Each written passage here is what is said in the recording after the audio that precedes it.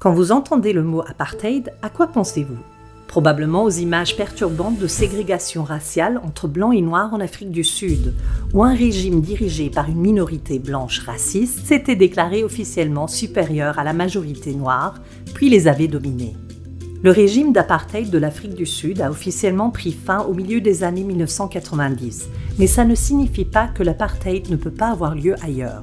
Ici en Israël et dans les territoires palestiniens occupés, les Palestiniens sont poussés hors de leurs terres et de leurs maisons, séparés et ségrégés par des lois, des murs et des postes de contrôle. Ils vivent dans un état de peur, d'insécurité permanente et sont appauvris délibérément, alors que de l'autre côté, les autorités israéliennes ont donné à la population juive israélienne des privilèges sur les Palestiniens dans presque tous les aspects de la vie. La question se pose. Cela s'apparente-t-il au crime d'apartheid? D'abord, définissons l'apartheid. Le crime contre l'humanité d'apartheid est commis lorsque de graves violations des droits humains spécifiques sont commises en vue d'instituer ou d'entretenir la domination d'un groupe racial sur un autre et d'opprimer systématiquement celui-ci. Ce système-là existe-t-il en Israël et dans les territoires palestiniens occupés? There's been a growing debate about whether the situation in Israel and the occupied Palestinian territories is apartheid. And now is the time for us, as the world's largest human rights organization, to offer up our analysis. Our findings and criticism are directed not at the Jewish people, but at the Israeli state. It's the Israeli state that put in place the policies that implement the laws and the practices that oppress Palestinians. Les dirigeants israéliens ont été clairs sur leurs intentions dès le début. En 1948, juste avant de devenir le premier Premier ministre d'Israël, David Ben-Gurion a déclaré, après avoir visité l'Ifta et d'autres zones palestiniennes proches de Jérusalem, vidées de leurs habitants palestiniens après des attaques par les forces juives. Il n'y a pas d'Arabes, 100% de Juifs. Si nous persistons, il est possible que dans 6 ou 8 mois, il y ait des changements considérables dans le pays. Très considérable et à notre avantage. Plus de 70 ans plus tard, en 2019, le Premier ministre de l'époque, Benjamin Netanyahou, a publié qu'Israël n'est pas l'État de tous ses citoyens, mais est l'État-nation du peuple juif et uniquement du peuple juif. Il n'est donc guère surprenant qu'Israël ait construit un système de lois, politiques et pratiques discriminatoires qui ne privilègent que le peuple juif. Et les Palestiniens? Ils vivent aussi ici. Ils étaient là bien avant la création d'Israël, mais comme nous allons l'expliquer, ils sont coincés depuis des décennies dans un système qui les traite comme un groupe racial inférieur et non juif. Avant la création d'Israël en 1948, les Palestiniens constituaient la majorité de la population, environ 70%, et possédaient 90% des terres privées, dans ce qui était la Palestine sous mandat. Les Juifs, qui pour beaucoup avaient émigré d'Europe, constituaient environ 30% de la population et ils possédaient, avec les institutions juives, environ 6,5% des terres. The port of Haifa in Palestine lies shattered by bombs and strewn with dead.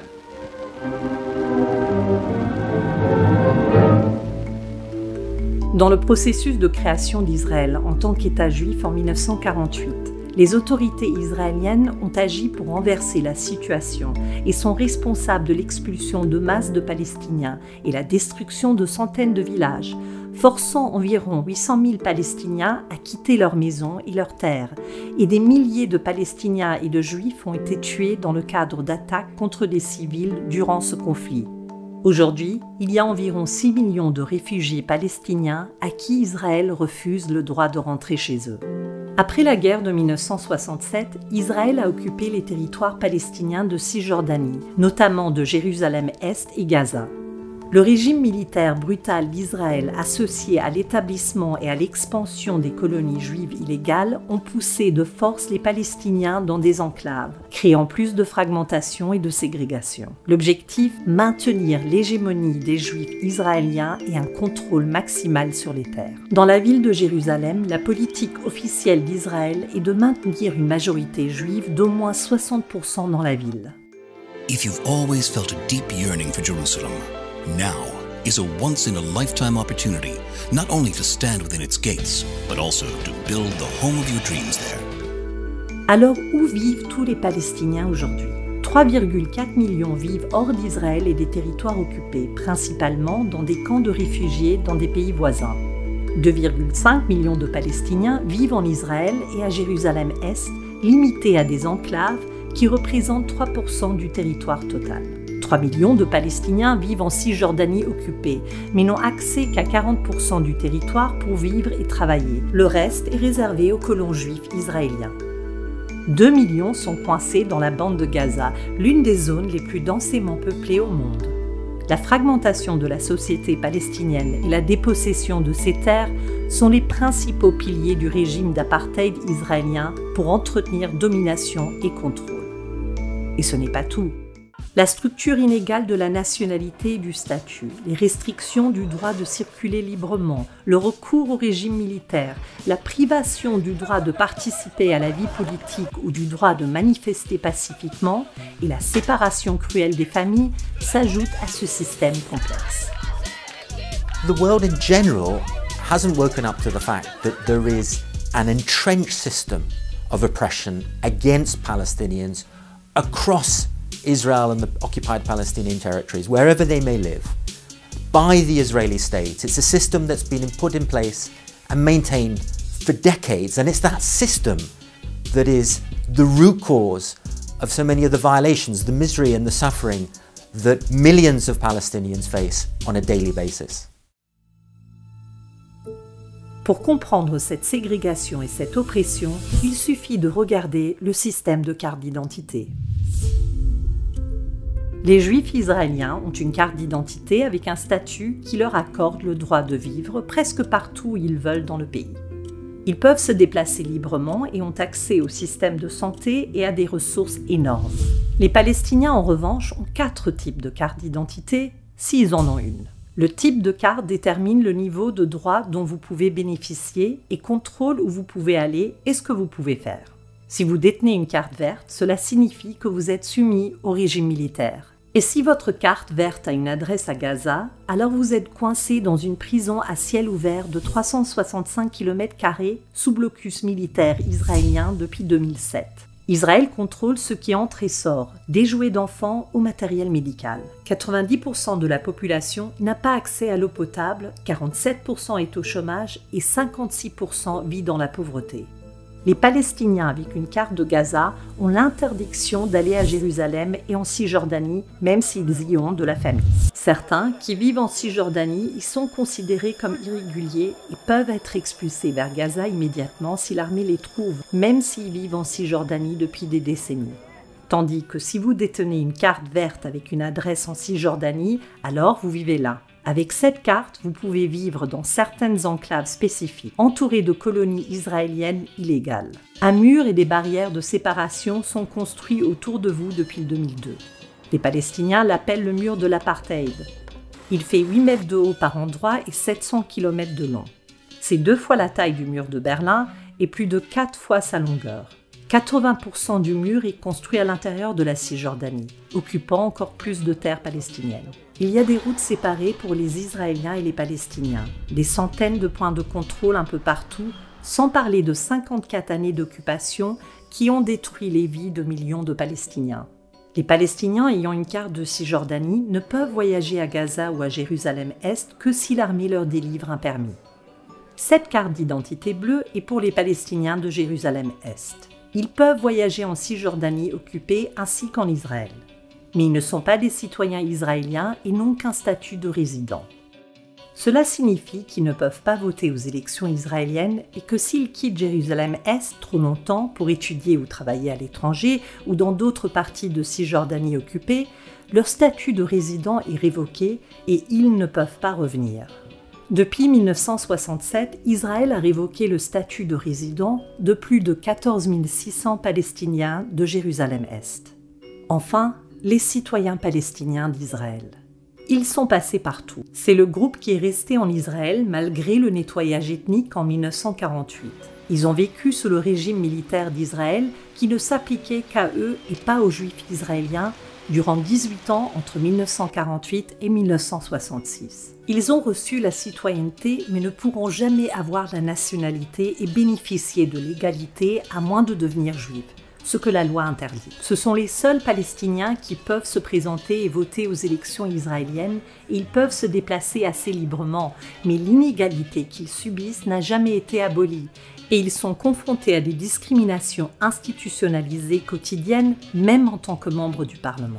Et si ce système complexe de carte d'identité ne suffisait pas pour isoler la communauté palestinienne, en 2002, Israël a introduit une loi qui interdit le regroupement familial. C'est bien ça, il prive les Palestiniens du droit de vivre avec leurs proches si leur carte d'identité est différente. Cette femme fait partie de milliers de Palestiniens à qui Israël refuse d'émettre une carte d'identité. Elle ne peut pas voyager ni embrasser sa famille, juste les voir à plusieurs mètres de l'autre côté de la frontière. Créer des racines et construire un foyer sont des aspects cruciaux de ce qui constitue une communauté forte. Pour veiller à ce que les communautés palestiniennes ne se développent pas davantage, Israël a rendu l'obtention d'un permis de construire quasi impossible pour les Palestiniens. Les Palestiniens se trouvent dans une situation sans issue. Pour avoir un toit ou développer leur communauté, ils doivent construire sans permis. Mais s'ils le font, Israël peut démolir les structures au motif qu'elles ont été construites sans permis. Plus de 150 000 Palestiniens vivent actuellement sous la menace constante de subir une démolition et une expulsion forcée, pour nombre d'entre eux pour la deuxième ou troisième fois. En Cisjordanie en 2020, en moyenne 18 structures palestiniennes ont été démolies chaque semaine. Toujours en 2020, Israël a émis 1094 permis de construire pour des demandeurs juifs contre un seul pour un Palestinien. On en revient au cœur du problème. Pour maintenir le caractère juif de l'État, Israël désavantage systématiquement les Palestiniens, tout en privilégiant les Juifs israéliens. Ce privilège raciste a été consacré dans les lois, les politiques et les pratiques, et il permet aux ressources palestiniennes d'être saisies pour bénéficier économiquement aux citoyens juifs israéliens. The system of apartheid is the Israeli state's oppression and domination of Palestinians on a daily basis. It's the laws, the policies and the practices that it puts in place and then implements to control Palestinians' daily lives. And then the crimes of apartheid. The crimes of apartheid are those acts, those violations, those patterns of violations that Israel is committing to create and then maintain that system of apartheid.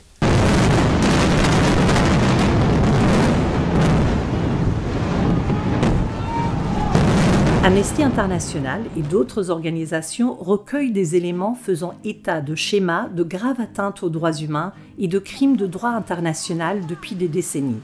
C'est la partie la plus visible et la plus violente de ce système. À la fin du mois de mai 2020, 4236 Palestiniens étaient détenus dans les prisons israéliennes et 352, dont 2 enfants, étaient détenus sans inculpation ni procès. Entre septembre 2000 et février 2017, les forces israéliennes ont tué 4868 Palestiniens dans les territoires palestiniens occupés, dont 1793 enfants en dehors de tout contexte de conflit armé. Et, à la connaissance d'Amnesty International, aucun soldat israélien n'a jamais été reconnu coupable d'avoir intentionnellement causé la mort d'un Palestinien dans les territoires palestiniens occupés depuis 1987. Ce déséquilibre de droit, de justice et d'obligation de rendre des comptes n'est jamais aussi évident que lorsque la vie d'un juif israélien semble avoir plus de valeur que celle d'un Palestinien. L'apartheid d'Israël et ses stratégies cruelles et prolongées désavantagent délibérément les Palestiniens où qu'ils vivent. Ils ne peuvent ni bénéficier ni jouir de l'égalité avec les juifs israéliens. Look, everyone can make a difference. Together, we need to speak out on behalf of Palestinians. We need to speak about the human rights violations that they are suffering. We need to talk about the apartheid, the system of apartheid to which they are subjected. Because by campaigning together, putting pressure on the Israeli state, we can have this system of apartheid dismantled. Join us, join our campaign. Everyone has the power to make a difference.